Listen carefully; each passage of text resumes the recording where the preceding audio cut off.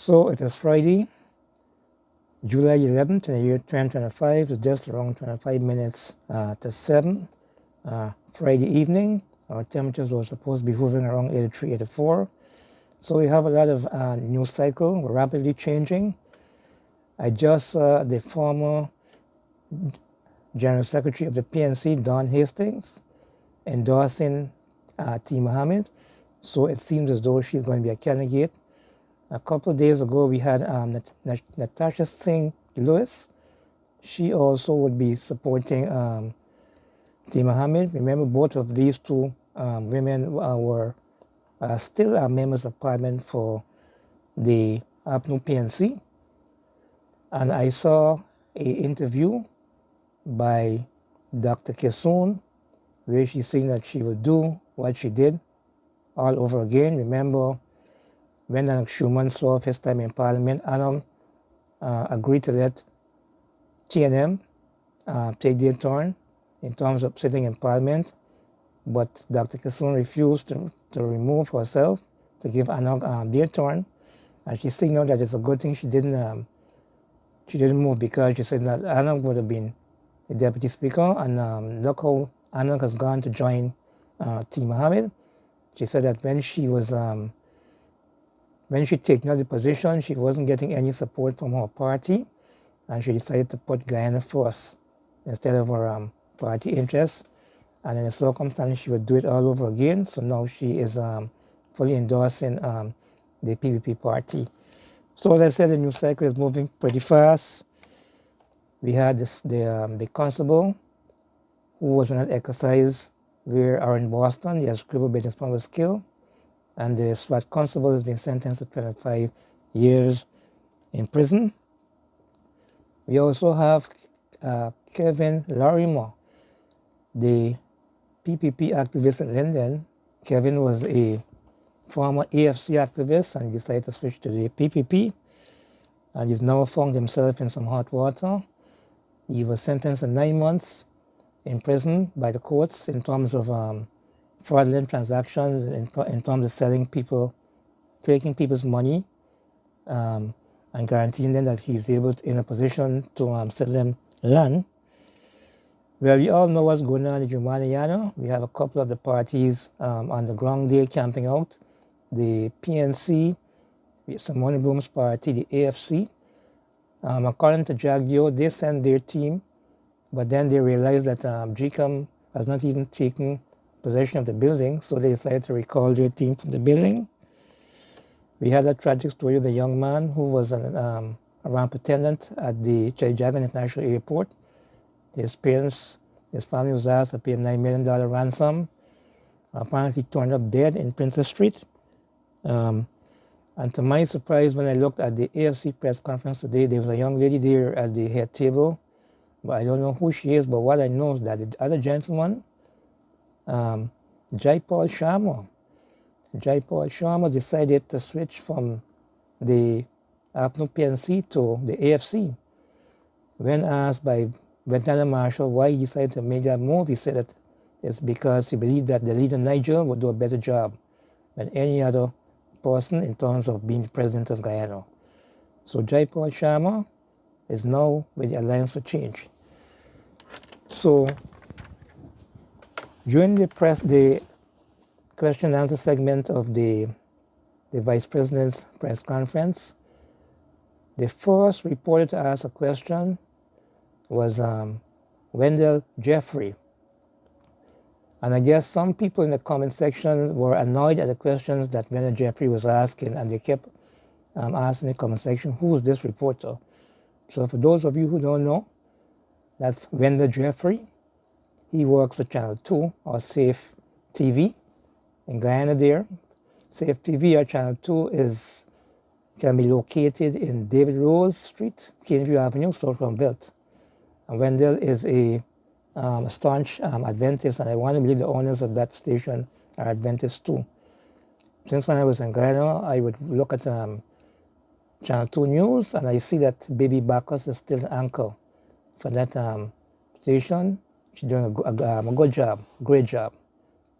So Wendell at one time was living here in America, and then he decided to remigrate back to Guyana.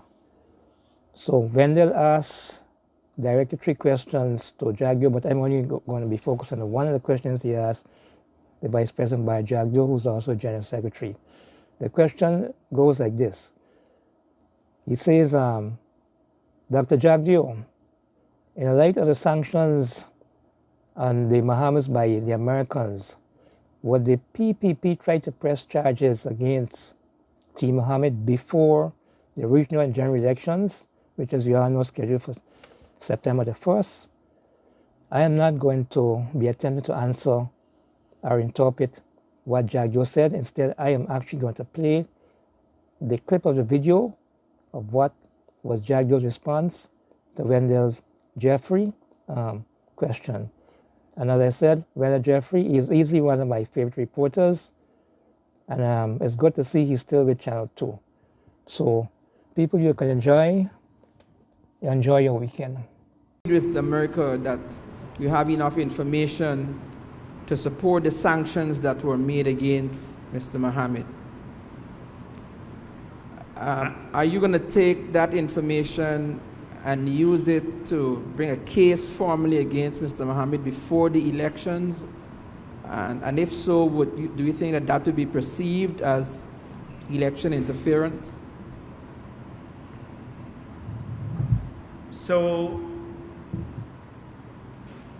we don't have to agree with the United States of America on the information they have.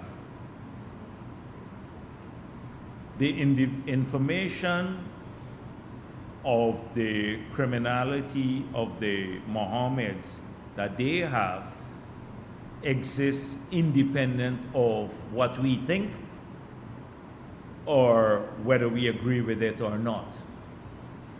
The United States ambassador to Guyana said, we have a mountain load of evidence to support the sanctions, the OFAC sanctions, when those were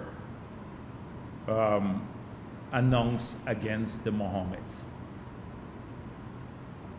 So whether we agree with whether the evidence or not, they have it there. That's the first thing. It is not the People's Progressive Party that accused the Mohameds of gold smuggling, drug trafficking from Colombia, and laundering money for the Russian mafia. It was the Reuters that did so. They said they are aware that the United States government, several agencies in the US government, are investigating them for these offenses. That's Reuters. I pointed out that Reuters is a credible organization. Reuters said that the Treasury may be looking to sanction them. That was 1 year before the sanctions were instituted against the Mohameds. It came to pass. Reuters was right.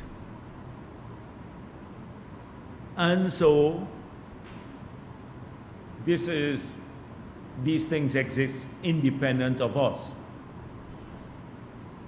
The vehicle that the Mohameds, the Lamborghini,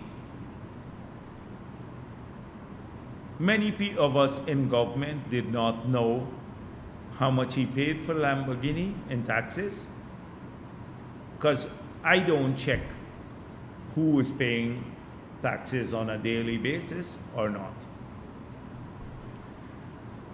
And that is the job of the GRA. The Mohameds posted the receipt of how much he paid online when responding to someone saying he paid 90-something million for 3 vehicles in taxes. He posted his GRA receipt. 2 days later, GRA said, well, the information was you signed to a document saying that was an interim assessment, and we have the right to come back and reassess if new information comes to light. The invoice he supplied was false, a fake invoice. They wrote the US government, and the US government investigated, and the Department of Treasury supplied them with the accurate invoice, supplied GRA through the Ministry of Home Affairs with the accurate invoice. That showed it was nearly 10 times more that he paid for the vehicle than he declared, and thereby evading a lot of taxes. GRA filed a charge for false declaration against him when he refused to pay. They gave him an option to pay the additional taxes. He refused to pay it. No persecution so far. The fact is that he has been coming after the PPP. We defend our record. So we will defend our record, but we're not persecuting him. He likes to claim that. He goes and lies around the country that the PPP sanctioned him. We didn't sanction him. The US did. But we're obligated once he is sanctioned. This is a serious, serious business. Very few people in the world are sanctioned by the US Treasury. The more common form of sanction is the visa withdrawal. But when you get sanctioned by the Treasury, you can't do business with US entities anywhere in the world. If you're local and you do business with the Mohameds, you're subjected, or you could be subjected to a law enforcement action or be sanctioned yourself. The OFAC statement says this. Not the PPP saying that. That's the standard procedure of OFAC. The several people who've been associated with him have also received the sanction already quietly. You know how many are quiet? They're embarrassed to say they've lost their visas because of association with him. A lot of them, and their families too. Because not just you, it's your entire family. So we didn't do that. We didn't know Primus's visa would be taken away. She waved it around saying, I still have my visa. She went up to the US. They took it away. She came back and lied, saying she went up there to give it up. You know, like she traveled to New York to give it up. You know, I just gave it up. You could have done it in the embassy. She had to go up there. That sort of thing. So my point is that, and I think Dennis asked me last week about whether the investigations must, in FIU, GRA, the police, that should continue their work in collaboration with the US government. They have conversations, they share information. But me, I don't want to get involved in that because he is now a political opponent. So they have to continue their investigations, but we will not, I'm not going to ask for info about him because he's a political opponent.